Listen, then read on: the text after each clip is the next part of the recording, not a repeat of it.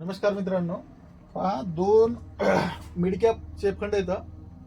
एक HDFC mid cap opportunities fund आणि एक Motilal Oswal mid cap opportunities fund. Okay, जर समजा आता आपण पाहू 1500 रुपये दर महिन्याला इन्व्हेस्टमेंट केली तर त्याचा कॉर्पस किती होऊ शकतो. ओके, पहा 1500 रुपये या फंडमध्ये जर समजा इन्व्हेस्टमेंट केली, 15% CAGR रिटर्न आला, 27 वर्षे जर केली आपण. ओके, तर पहा त्याचे किती 66,79,405 रुपये एवढा कॉर्पस आला.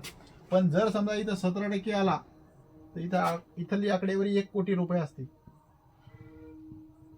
ओके, आता इथं जर वाढला तर आणखीन इथं आकडे वाढतात.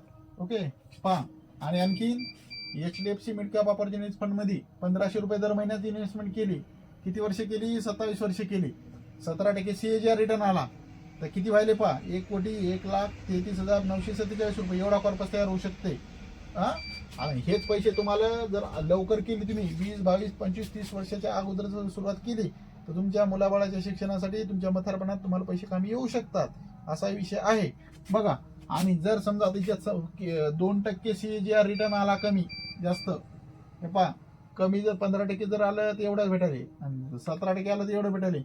2% इथं कमी झालं, इथं जास्त आलं तर पहा किती किती रुपयाचा फरक पडायला, 35 लाख रुपयाचा डिफरन्स यायला आहे. असा विषय आहे. म्हणजे 2% पण मॅटर किती करतात पहा. म्हणून ओके, व्हिडिओ आवडला असेल तर लाईक करा, शेअर करा आणि सबस्क्राईब करा.